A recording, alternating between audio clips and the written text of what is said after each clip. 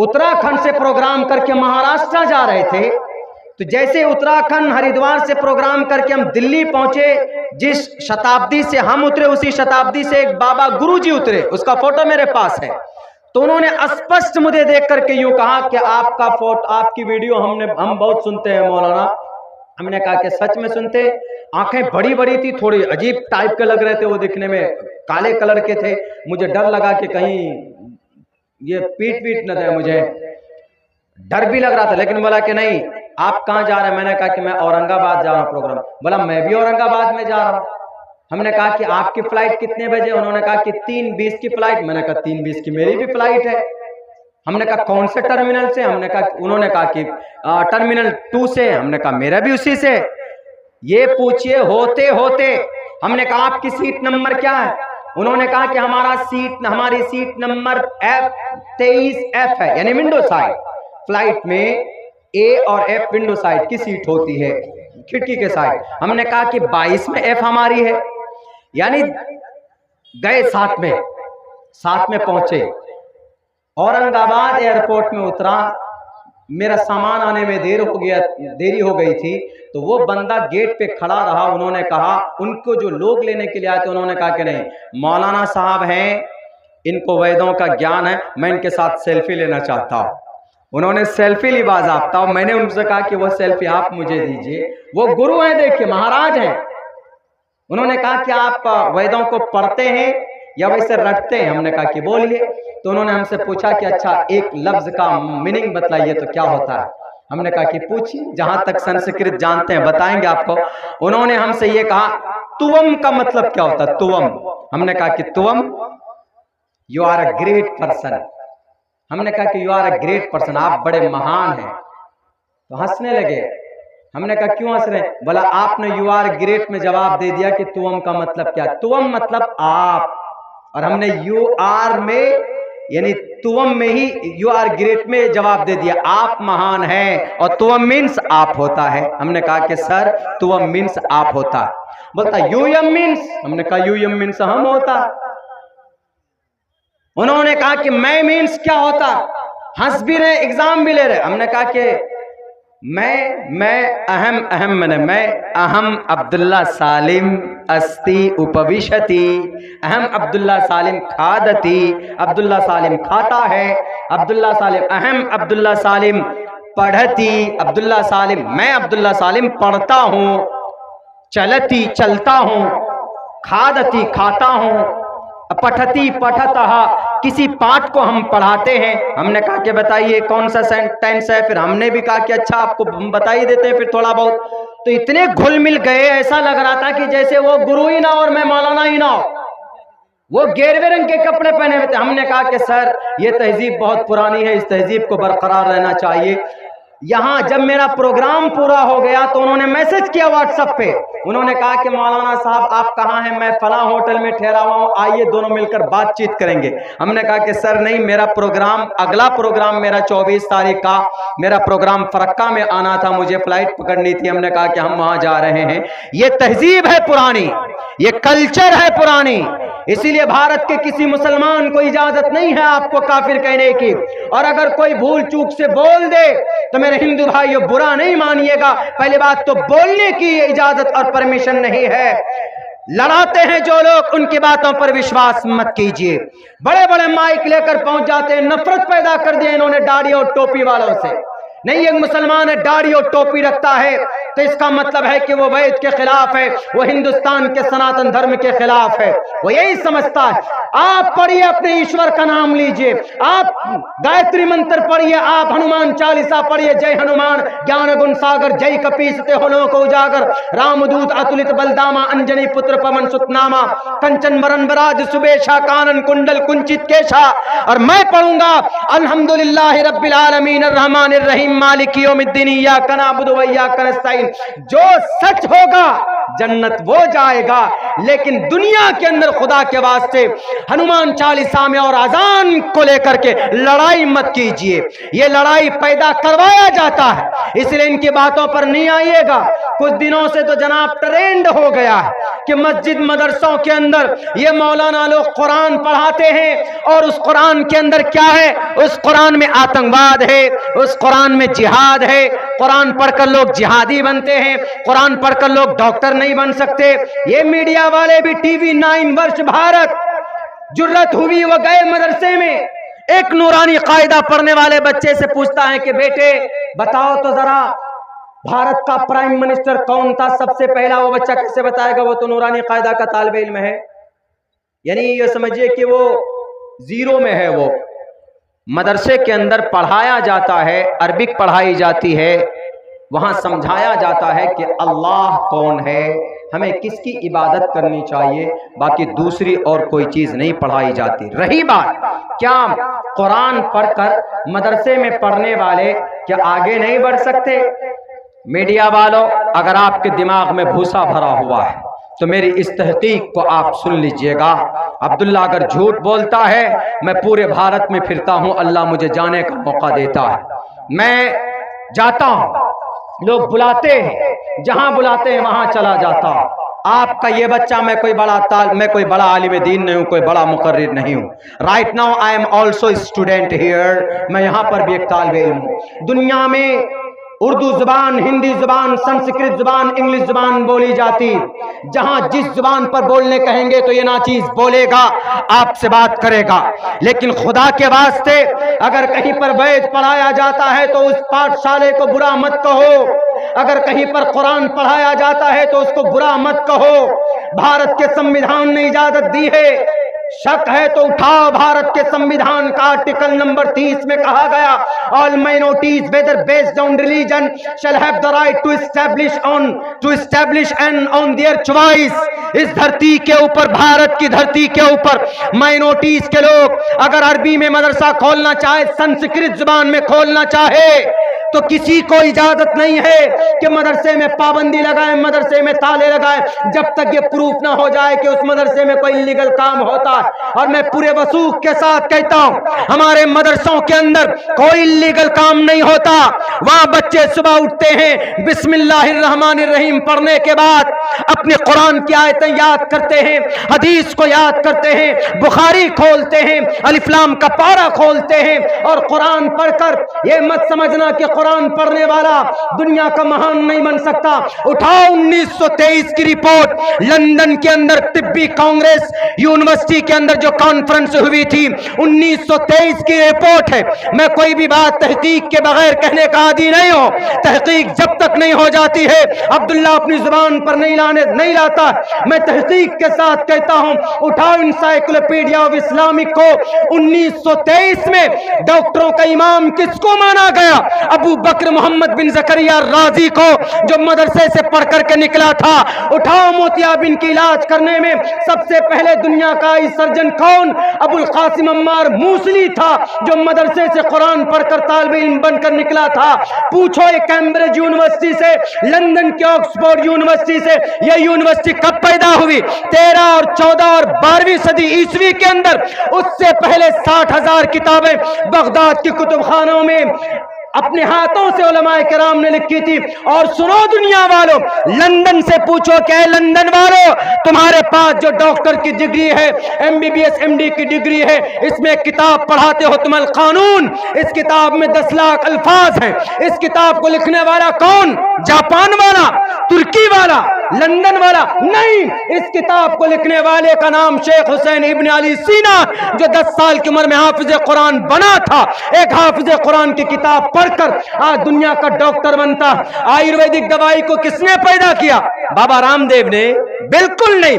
आयुर्वेदिक दवाई की खोज करने वाले का नाम अबू मंसूर बगदादी है, जो कि मदरसे का पढ़ा हुआ था।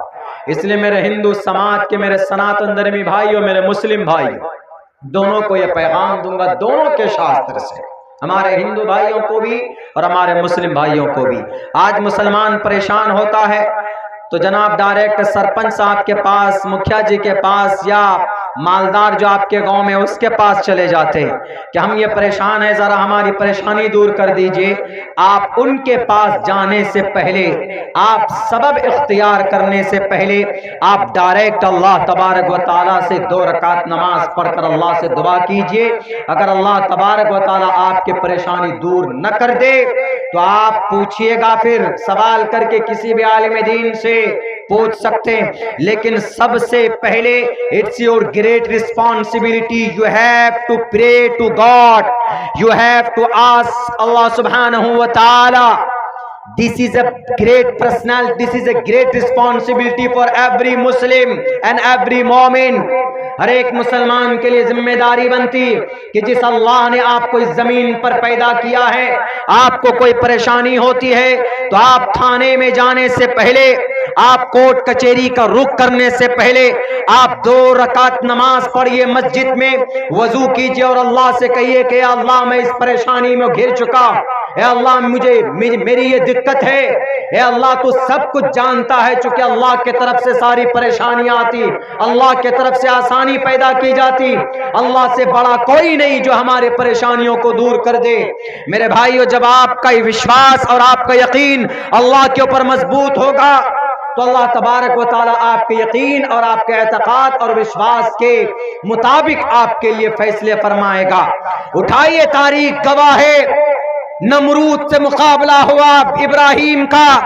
इब्राहिम अलैहिस्सलाम की मदद के लिए अल्लाह ने जिब्राइल को भेजा कि जिब्राइल जाओ इब्राहिम की मदद करो। जिब्राइल अलैहिस्सलाम ने आकर के कहा कि इब्राहिम खलीलुल्लाह, आप अल्लाह के खलील हैं, आप इशारा कर दीजिए तो इस नामो नमरूद के जितने भी ये चेले चपाटे, ये जितनी भी इन्होंने लकड़ियां जमा कर रखी, मैं चंद सेकंडों में इनको न मालूम कहां उठाकर फेंक दूंगा कि इनका नामो निशान बाकी नहीं रहेगा।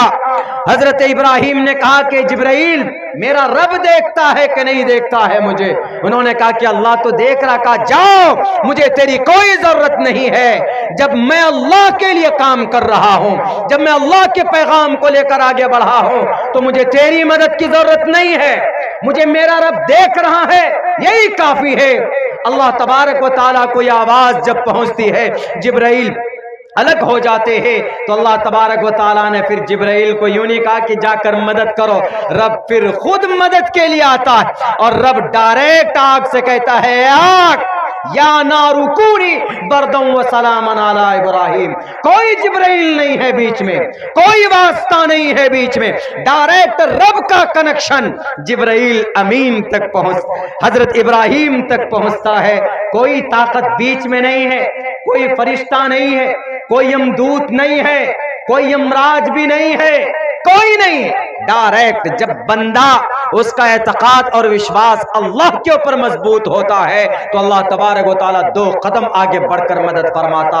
रब कहता है, आग इब्राहिम को जर्रा बराबर तकलीफ नहीं पहुंचनी चाहिए। या नारुकूनी बरदम व सलामन अला इब्राहिम, सलामती वाली हो जा।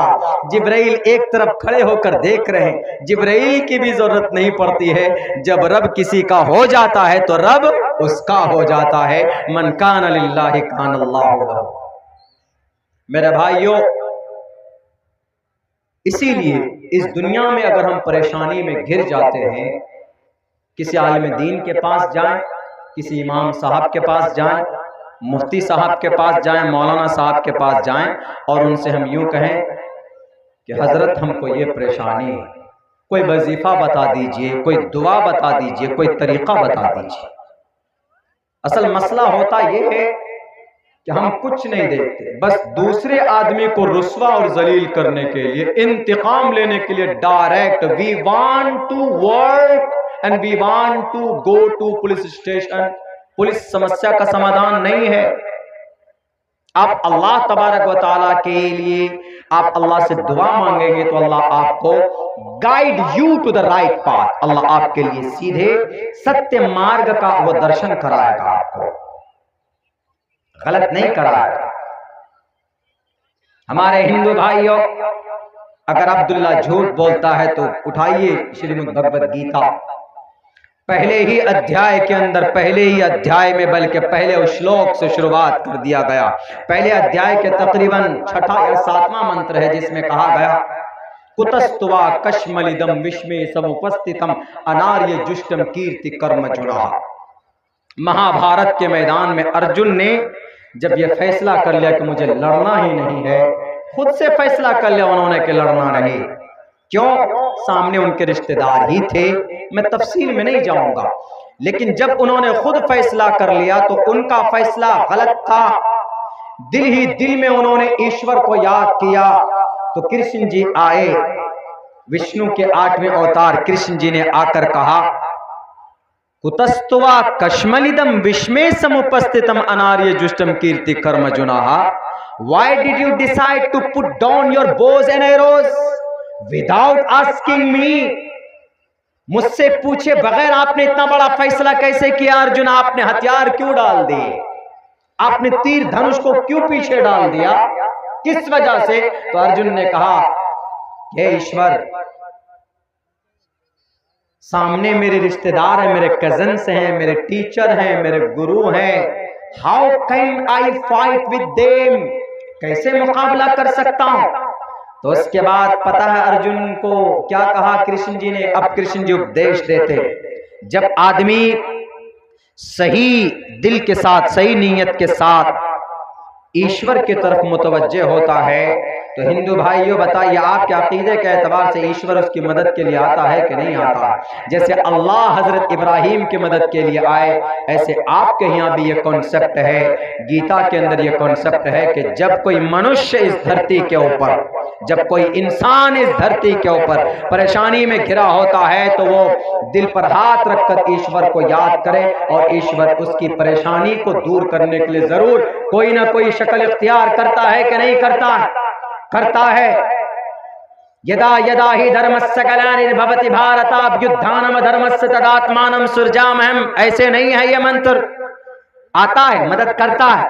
तो कृष्ण जी ने आकर अर्जुन को कहा, हे अर्जुन, शुद्रो हृदय दौर्बल्यम, अब पीछे मत हटो, अब मुकाबला करो, इनका खात्मा करो। क्यों? क्योंकि वो गलती पर थे।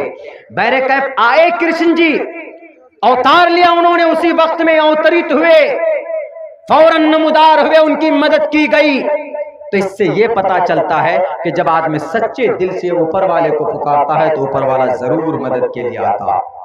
नहीं जानते हैं आप तो आप अपने गुरु महाराज से पूछिए। हमारे मुसलमानों में, हमारे मुस्लिम में, हमारे बिरादरी में जो लोग नहीं जानते हैं कि परेशानी के वक्त में हम क्या करें, कैसे करें, तो ऐसे वक्त में हमारे उलमाए किराम, आपके बीच में सबसे मोतमद और मुस्तनद कोई जमात है हजरात सामईन, तो वह हमारे उलमाए किराम हैं, और गुरु हैं, हमारे गुरु। और गुरु की मेहनत के बगैर कोई महान नहीं बनता, और गुरु की गाइडलाइन के बगैर कोई आदमी किसी का बेड़ा पार नहीं हो सकता, कोई महान शिष्य, कोई बड़ा शागिर्द नहीं बन सकता। हमारे देश के जो सबसे बड़े लीडर है उनके भी कोई ना कोई गुरु रहे होंगे, बल्कि हमारे उत्तर प्रदेश के जो चीफ मिनिस्टर साहब, उनके तो गुरु से भी मिल के आया हूं मैं गोरखपुर में। इसीलिए तो कहा चार्यावान पुरुषो वेदा, पंडित दयानंद सरस्वती जी ने अपनी किताब सत्यार्थ प्रकाश में, कि परेशान इंसान महान नहीं बनता जब तक गुरु की कृपा ना हो। गुरु, रू मीन्स अंधकार, गु मीन्स तोड़ना, अंधकार को तोड़ने वाला। मैं जानकार हूं, मुफ्ती साहब जानकार हैं, इनके अब्बा मोहतरम ने हजारों उलमाए किराम के हजारों इंसानों की सही तरबियत की और उनको सही रास्ता बताया। आज तनवीर जकी साहब बोल पा रहे, तो इनका भी कोई ना कोई गुरु होगा, उनके भी कोई गुरु होंगे, अब्दुल्ला सालिम का भी कोई गुरु होगा, तभी हम बोल पाते हैं कि क्या है। बल्कि संस्कृत के ग्रामर के तो मेरे आज भी गुरु हैं, Joshi sir, and he belong from Hyderabad. वो आज भी मेरे गुरु हैं, वो संस्कृत के ग्रामर के। जब हम ग्रामर सीखते हैं तो उन्हीं से जरूरत पड़ती है, तो उन्हीं से पूछते हैं कि सर जरा ये संस्कृत के अंदर इसका मतलब क्या होता है, इसका अर्थ क्या होता है। ही इज माई गुरु, वो मेरे गुरु हैं। गुरु का मकाम मैंने पढ़ा है उस मंत्र को, उदारा सर्व एवैते ज्ञानी तात्मेव मयमतम आस्थितः संयुक्तात्मा मामेवाम उत्तमाम गतिम। इस धरती पर जो ईश्वर के रास्ते में खर्च करता है, अल्लाह के रास्ते में खर्च करता है, जनाब उसका मकाम बड़ा है, बुलंद है। लेकिन जब इस धरती पर कोई किसी को ज्ञान देता है, कोई किसी को जानकारी अता करता है, कोई किसी को तालीम देता है, तो उसका मकाम बहुत बड़ा है। क्यों? उसके अंदर जब ज्ञान होता है तो ईश्वर कृष्ण जी कहते हैं कि किसी इंसान के अंदर अगर ज्ञान है तो ये मत समझो कि वो सिर्फ गुरु है, बल्कि ये समझो कि उसके अंदर मैं हूं, मैं कृष्ण हूं, मैं उसके अंदर हूं। अगर तुम उनकी ज्ञान की इज्जत करोगे तो गोया तुम मेरी इज्जत कर रहे हो। यही इस्लाम में बताया गया। अल्लाह तबारक व तआला ने कुरान करीम में साफ लफ्जों में वाज़े अल्फाज के साथ कहा, इन्नमा यख्शल्लाह मिन इबादिहिल उलमा। इस जमीन पर अल्लाह से डरने वाले उलमा की जमात है। और लोगों, अगर एक ईश्वर पर एतमाद रखते हो, विश्वास रखते हो, तो तुम मुसलमान हो, मोमिन हो। एक अल्लाह को मानने वाले को मोमिन कहा जाता है। एक अल्लाह के विशेषताओं को, उनके अहकामात को न मानने वालों को गैर मोमिन कहा जाता है। एक ईश्वर को मानो, आस्तिक नास्तिक, आस्तिक हो गए। ईश्वर को, ईश्वर की बातों को ना मानो तो नास्तिक हो गए। इसी नास्तिक को उर्दू और अरबी में काफिर बोलते हैं। काफिर कोई गाली नहीं है। काफिर का मतलब हमारे हिंदू भाई सोचते हैं कि हमको कह रहा है कि गाली दे रहा है, ये काफिर बोल रहा है। काफिर मीन्स इनकार करना, किसी चीज का इनकार करने को एग्जैक्ट लुगत में बोलते हैं, ये इनकार करने वाला। काफिर इसमें फाइल कफर यकफुर कुफ्रन अल फाइल मिनहु काफिरुन, इनकार करने वाला। जैसे अगर अब्दुल्ला सालिम अभी नमाज की फर्जियत का इनकार कर दे तो अब्दुल्ला सालिम अभी काफिर हो जाएगा। दिल से अगर एतमाद और विश्वास के साथ कि नमाज फर्ज नहीं है तो मैं काफिर हो जाऊंगा। क्यों? क्योंकि मैं नमाज की फर्जियत का इनकार कर रहा हूं। इनकार करने वाले को काफिर कहा जाता है। काफिर कोई गलत शब्द नहीं है। अलबत्ता हां, इस्लाम में किसी को भी काफिर कहना not allowed, because prophet Muhammad सल्लल्लाहु अलैहि वसल्लम सेड लाइक दैट। इसी तरीके से बताया कि किसी को काफिर कहकर मत पुकारो, किसी को तुम हकीर मत समझो। साफ लफ्जों में, वाज़े लफ्जों में अल्लाह के नबी अलैहि सलाम ने बताया। बैरक है तो क्या कहा गया? उदारा सर्व एवैते ज्ञानी तात्म्य व मयमतम। इस जमीन पर जो गुरु लोग हैं, अगर तुमको कोई परेशानी है, कोई प्रॉब्लम है, ज्यादा देर तक बात नहीं करूंगा। मैं मुफ्ती साहब से वादा किया हूं कि आप जाइएगा नहीं, मैं बहुत मुख्तसर वक्त में अपनी बात खत्म कर रहा हूं इंशाल्लाह। बहुत मुख्तसर वक्त में ज्ञान गुरु के ऊपर बात करनी है मुझे थोड़ी सी, इसके ऊपर फिर मुझे थोड़ी मदरसे के ऊपर बात करनी है और गुरु के ही हवाले से। तो क्या कहा? गुरु से पूछो और गुरु का सम्मान करो। हमारे हिंदू भाइयों, आपकी किताब में भी है और मुसलमानों आपकी किताब में भी है। अल्लाह के नबी अलैहिस्सलाम फरमाते हैं, हजरत अनस ने फरमाया, अल्लाह के नबी से कहा कि अल्लाह के नबी, when you will die and who will convey the message of Islam to the people in front of the people. लोगों के सामने में फिर आपका काम कौन पेश करेगा? आपकी तबलीग, जो काम आप कर रहे हैं उसकी तबलीग कौन करेगा? मोहम्मद रसूलुल्लाह ने क्या कहा था? इन्नल उलमा वरसतुल अंबिया। हम उलमा को आज जलील करते, रुस्वा करते। हम तो करते या अगयार तो करते हैं। ये कौन अगयार? मीडिया वाले, क्रिश्चियन, जैन, बौद्ध, ये हिंदू भाई नहीं। हमारे हिंदू मुस्लिम में कोई आपस में भेदभाव नहीं। पिछले महीने की 23 तारीख को मेरा प्रोग्राम महाराष्ट्र में था। बहुत कम प्रोग्राम मुझे मौका मिलता है बिहार में, बहुत कम। बल्कि ये समझिए कि इस सीजन में शायद मैं 2 या दूसरा या तीसरा प्रोग्राम कर रहा हूं, वरना फुर्सत नहीं मिलती है। महाराष्ट्र से, कर्नाटक से, साउथ के एरिया से आपकी दुआओं की वजह से ऊपर वाला वहां तक पहुंचाया भेजता कर। एक वाकया है, बल्कि कहिए कि ये ट्रूथ वाकया है, एक सच्चा वाकया है। एक गाड़ी में बैठकर, गाड़ी बस में बैठे दो आदमी जिनके पास पैसा नहीं था, वो कहीं जा रहे थे सफर में, तो उन्होंने सोचा उत्तर प्रदेश में, अलीगढ़ में, इलाहाबाद के लाइन में ये ज्यादा चलता है। क्या चलता है? पैसा नहीं है तो टीटी या कंडक्टर आया तो उनको क्या बोल देते हैं कि मेरे पास मैं स्टाफ बोल देते हैं। और थोड़ा दिखने में एकदम टाई वाई लगा के होते हैं तो कंडक्टर भी देखकर कहता हाँ भाई ये तो स्टाफ ही होगा, पैसे नहीं लेते। लेकिन एक कंडक्टर बड़ा खड़ूस था, कंजूस था, तो वो किसी को छोड़ता नहीं था। दो पैंट शर्ट वाले और एक मौलाना साहब। आप मौलाना हैं, मौलाना बनकर रहें। आप एक मुसलमान हैं, मुशर्रा लिबास में रहें। आप दाढ़ी को सपा चट मत कीजिए, सर से टोपी मत उतारिए, सुन्नत रसूल है टोपी। सुबहान मन ज़य्यन रिजाल बिल्लुहा। जहां पर रहे अपनी शनाख्त के साथ रहिए। दो चार लफ्ज अंग्रेजी बोल देने से कोई महान नहीं हो जाता। आपके अंदर क्या है वो महानता, वो है महानता असल में अपनी शनाख्त के साथ। You are Muslim, continue be a Muslim. मुसलमान है, कंटिन्यू मुसलमान बनकर रहिए। और भारतीय है तो कंटिन्यू भारतीय बनकर रहिए।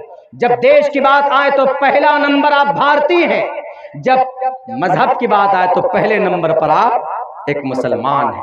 दोनों एंगल से देखेंगे तो वो पहले नंबर पर आप आ सकते हैं। तो फिर पता क्या हुआ, तो बस में वो दोनों, एक कंडक्टर साहब ने कहा टाई कोट पैंट पहनने वालों से कि भैया पैसे दीजिए। उन्होंने कहा कि मैं स्टाफ हूं।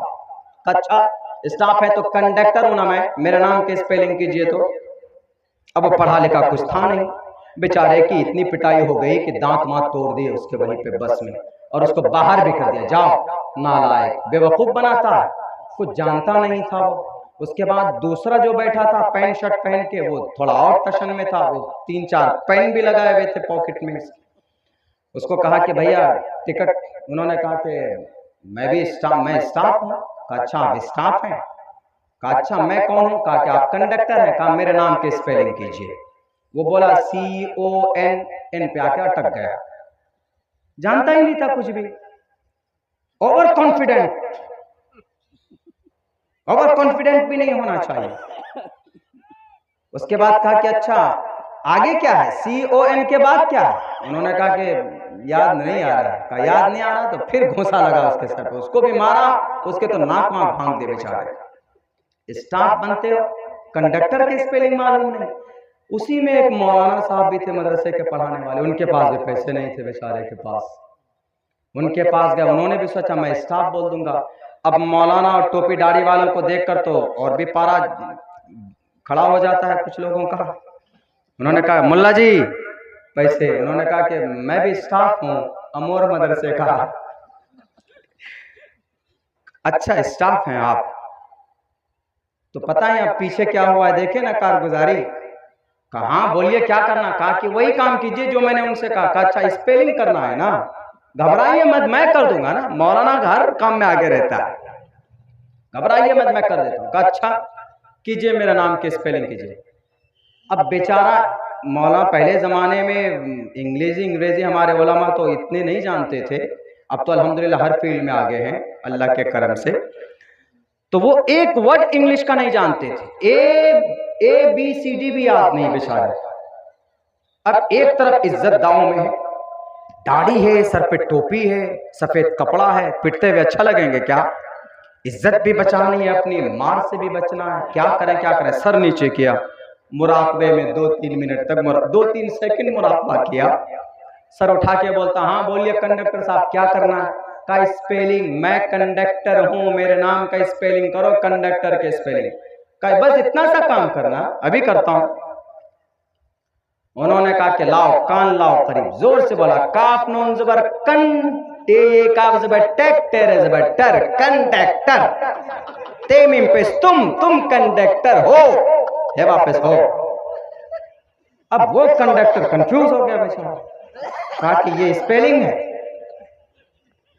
कौन से जुबान में स्पेलिंग किया? उन्होंने कहा कौन से जुबान में स्पेलिंग? आपने बोला दोबारा करो। फिर उन्होंने दोबारा और लंबे में मीम याज़बर मैं, नून गुन्ना मैं, है वापस हूँ, नून गुन्ना मैं हूँ, काबल ज़बर कार, आया ज़र्री, मैं कारी साहिब हूँ। पूरे सब चीज़ आप लीजिए हिज्जे। स्पेलिंग को उर्दू में क्या बोलेंगे? हिज्जे करो। वही बोलेंगे ना, इंग्लिश में स्पेलिंग बोला। अब वो जिस चीज का स्टाफ था बेचारा, वो उसी चीज में करेगा ना। तो उन्होंने कहा, देखिए उन्होंने कहा कि भाई मैंने स्पेलिंग किया। कहा ये स्पेलिंग तो लातीनी जुबान में है क्या स्पेलिंग? अब उन्होंने, वो जो कंडक्टर था उसने सोचा ये बड़ा प्रोफेसर आदमी है, अब उनको उठा करके ले जाके अपनी सीट पे बैठा दे, बैठिए महात्मा। कितनी अक्लमंदी का काम किया बताइए। अगर वो फिर वही ढूंढता काफ CON, पिट जाता वो बेचारा। लेकिन अपने दिमाग का इस्तेमाल किया। उन्होंने कहा कि मैं जिस लैंग्वेज का मुदर्रिस हूँ, स्टाफ हूँ, मैंने उस लैंग्वेज में स्पेलिंग किया है। अब तुम ढूंढो जाके उर्दू किताब में, कायदा बगदादी ला के आओ। इज्जत भी बची, सम्मान भी, इज्जत भी मिली, और इज्जत के साथ उनको जगह तक पहुंचाया भी गया। ये होता है अगर आप अपनी जात के साथ, आप अपनी क्वालिटी के साथ रहेंगे तो इंशाअल्लाह कहीं पर भी जलील और रुसवा नहीं होंगे। बहुत बहुत शुक्रिया सबका, आप सबका। इंशाअल्लाह कभी वक्त मिलेगा तो तफसील से बात होगी। हजरत माफ कीजिएगा, मैंने आधे घंटे के लिए बोला, आपको ज्यादा वक्त इंतजार करना पड़ा। बहुत बहुत शुक्रिया। अस्सलाम वालेकुम वरहमतुल्लाहि वबरकातुहू। जज़ाकल्लाहु खैरल जज़ा।